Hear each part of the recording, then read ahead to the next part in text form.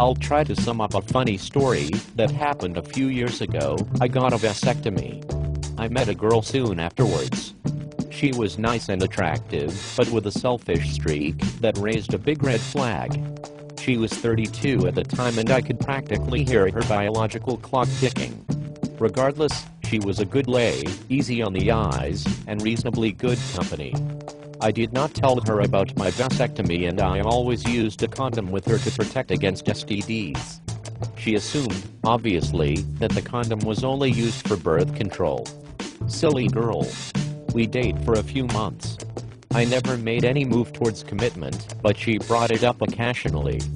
For me, this was a casual but pleasant relationship. For her, as I was to find out, it was part of a life-changing series of events that she was planning very carefully. 4 months into dating, I get the "I'm pregnant" talk. She's going on and on about how the condom must have broke, and now we really need to think about getting married for the baby. She's positively giddy.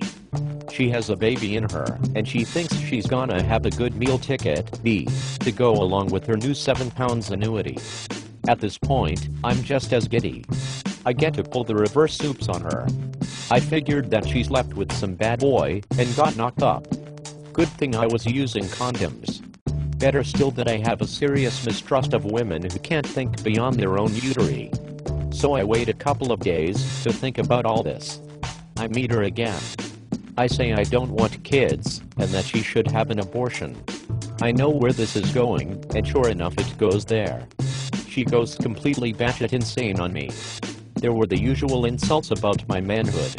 There were threats of legal action. It was all very ugly, and I was loving every minute of it.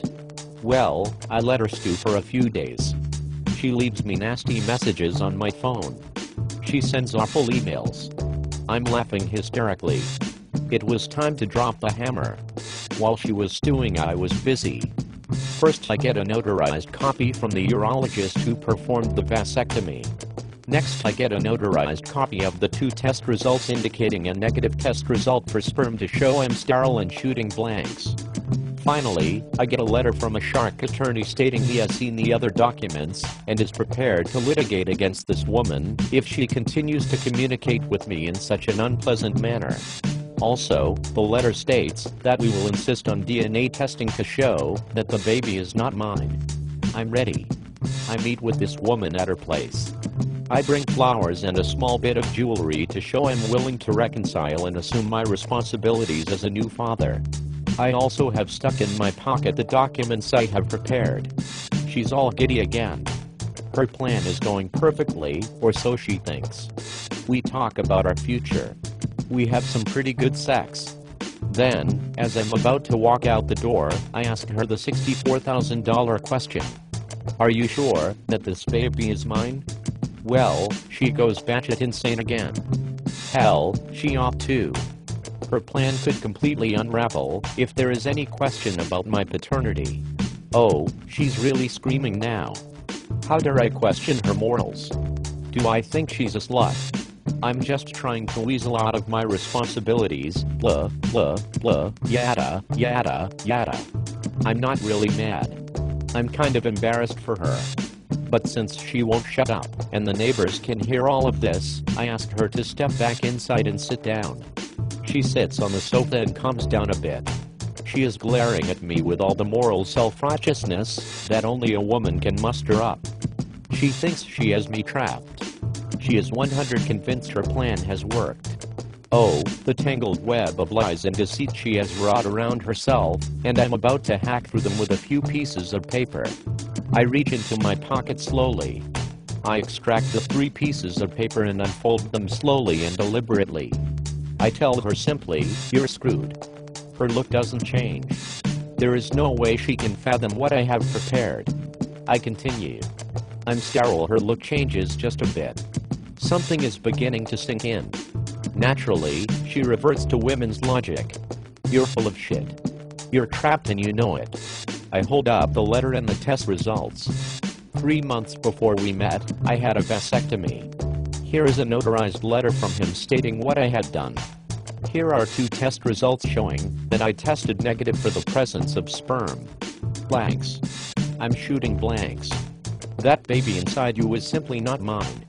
This woman is not to be swayed by logic and clear documentation. Bullshit, those are fakes. I was ready for that. No, they are real. This last piece of paper is from my attorney. It's a simple letter to you that states, if you pursue any kind of legal action against me for child support, then I will insist on a DNA test to prove paternity, that is, to prove that your baby is not mine. I give the woman all the documents. She reads them slowly, deliberately. With each passing second she can feel in her soul that she has made a very bad mistake. With denial swept away, she started to cry. It's a small cry at first. Then it becomes deeper and more painful. By the time she gets to the letter from the lawyer she is sobbing. I had no sympathy for her. I turned and walked out the door. Even after I closed the door I could still hear her sobbing. Epilogue, I never heard directly from this woman again.